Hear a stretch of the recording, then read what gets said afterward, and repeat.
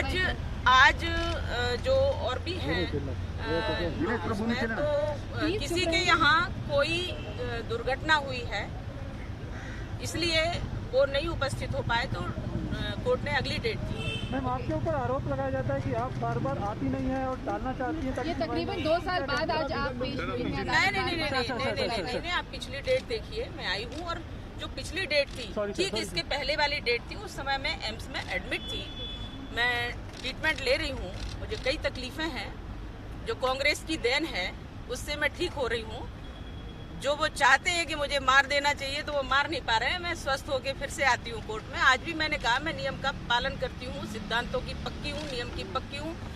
संविधान हमारा है, उसका मैं पालन करती हूँ और करूँगी, क्योंकि मैं देशभक्त हूँ और हमारे संविधान है, हमारा कानून है, हम उसका पालन करते हैं। आरोप तो कोई भी लगा दे, किसी पे भी लगा दे, कुछ भी लगा दे, लेकिन सत्य क्या है उसको अवश्य जानना चाहिए। प्रज्ञा जी, तमाम नेता जो है वो कह रहे हैं कि लगवाएंगे और ये वैक्सीन जो है वो नपुंसक बना देती है, तो आपका क्या कहना है?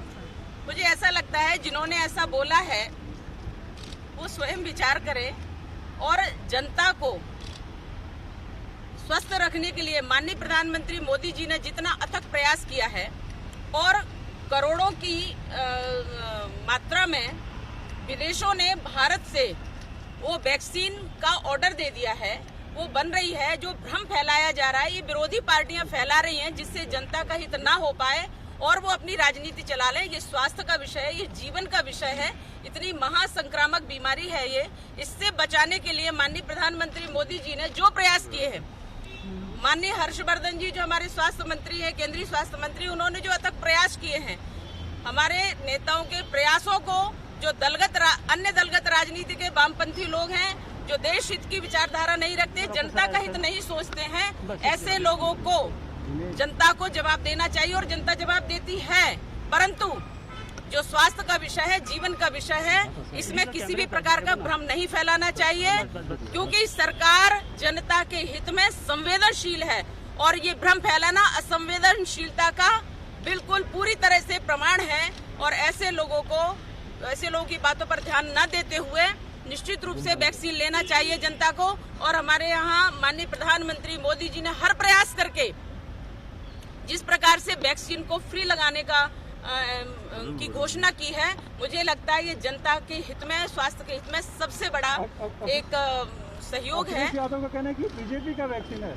हाँ, इसको भी, इस वैक्सीन को भी जिस प्रकार से अखिलेश जी यादव ने बीजेपी का वैक्सीन बनाया है, तो वो सपा का वैक्सीन बनाएंगे, कोई कांग्रेस का वैक्सीन बनाएंगे, कोई वामपंथी बनाएंगे। तमाम सारे लोग इस प्रकार की राजनीति स्वास्थ्य के विषय में नहीं होनी चाहिए। जनता को स्वस्थ रहने का अधिकार है, उसको अपने काम करने का अधिकार है, जीवन जीने का अधिकार है और उसको वैक्सीन लेना चाहिए निसंकोच और बिल्कुल भ्रम से दूर रह करके। इसके अलावा मध्य प्रदेश में जो राम भक्त इकट्ठा करने जा रहे हैं, उनके ऊपर पथराव किया जा रहा है,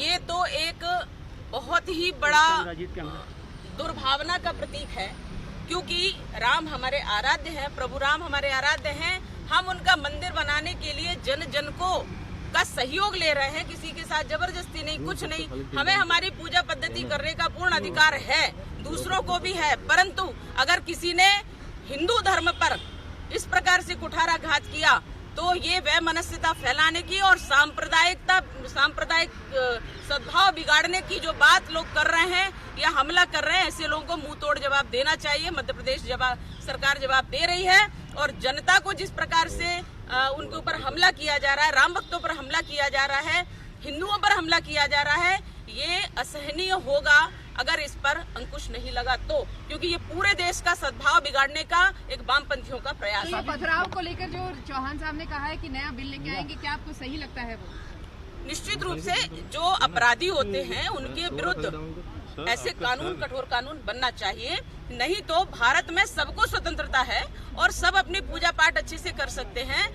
सांप्रदायिक सद्भावना भारत से लोगों ने सीखी है, और अगर भारत में ही इस प्रकार से करने लगे तो ऐसे लोगों को निश्चित रूप से दंड मिलना चाहिए, क्योंकि ये बहुत पूरे देश को संक्रामक फैलाने के लिए प्रयास कर रहे हैं।